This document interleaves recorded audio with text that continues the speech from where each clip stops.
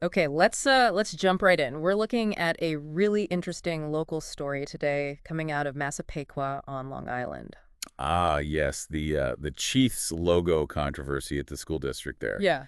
It's been making some waves. Exactly. It's centered around their school logo, the Chiefs, and it's become quite the flashpoint. Right, and this all goes back to what, 2023, when New York State stepped in. Yeah, precisely. The New York State Board of Regents issued a statewide mandate, basically telling all public schools they had to get rid of Native American names, logos, imagery, that sort of thing. And Massapequa, obviously, with the Chiefs name and logo, fell directly under that mandate. They did. And, well, let's just say the reaction has been strong. Which brings us to a maybe unexpected development. Oh, if that? Former President Trump, he actually weighed in pretty recently on his Truth Social platform. Really, on this specific local issue. Yep. So for this deep dive, we've got excerpts from his post, plus some media reports on the whole legal side of things. Our mission really is just to unpack what's happening, the different sides, the arguments. Okay, sounds good. So what did President Trump actually say in his post? How did he frame it? Well, he came out very strongly in support of Massapequa keeping the logo. He wrote, and I'm quoting here, "I agree with the people in Massapequa, Long Island, who are fighting furiously to keep the Massapequa Chiefs logo on their teams and school." Fighting furiously. Okay, so very direct support. Very direct. He went on to call the state mandate ridiculous. And he even said it was, in actuality, an affront to our great Indian population. That's quite a statement. Framing it as an affront to Native Americans rather than potentially offensive imagery.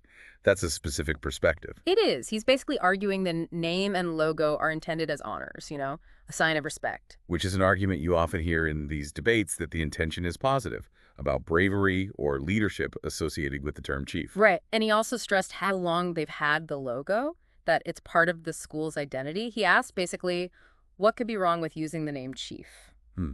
And did he mention any other examples? He did, yeah. He brought up the Kansas City Chiefs, sort of a, if they can do it, why can't a high school kind of comparison. Ah, the professional sports team parallel. Ah. That always adds another complex layer, doesn't it? The context is quite different between pro sports and public education.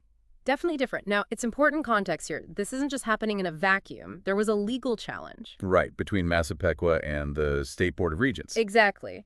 And a judge actually ruled against Massapequa, sided with the state. So the court upheld the Board of Regents' mandate then. Legally, the school's required to make the change. That's the current legal standing, yes. The mandate from 2023 holds. Okay, so Trump's comments are coming after that ruling. Correct. And he didn't just post about it. He mentioned he'd reached out to Linda McMahon. His former Secretary of Education. That's the one. He said he urged her to, quote, fight for the people of Massapequa on this very important issue. Wow. So asking his former cabinet member to get involved, that really elevates it. It does, and he finished the post pretty emphatically. Long live the Massapequa Chiefs, in all caps. No ambiguity there about his position. None at all. And just quickly, we should note the source material also mentioned him commenting on, the Federal Reserve Chairman that same day, but that's totally separate. We're focused just on this Massapequa issue. Understood.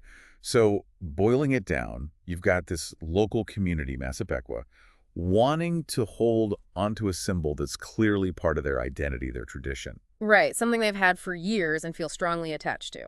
Butting up against a statewide policy decision driven by broader concerns about representation, respect, and avoiding potentially harmful stereotypes in schools. Exactly. It's that classic tension. Local control and tradition versus wider societal shifts and, state authority in education. And then you throw in the intervention of a former president, which just, pours gasoline on the whole thing, really raises the stakes. It absolutely does. It brings national attention to what started as a New York State issue. So it leaves us thinking, doesn't it? When you have these symbols deeply embedded in a community's history, maybe even seen as honoring, how do you balance that feeling? With the push for more inclusive environments and the perspectives of those who might find the imagery harmful or outdated. Yeah.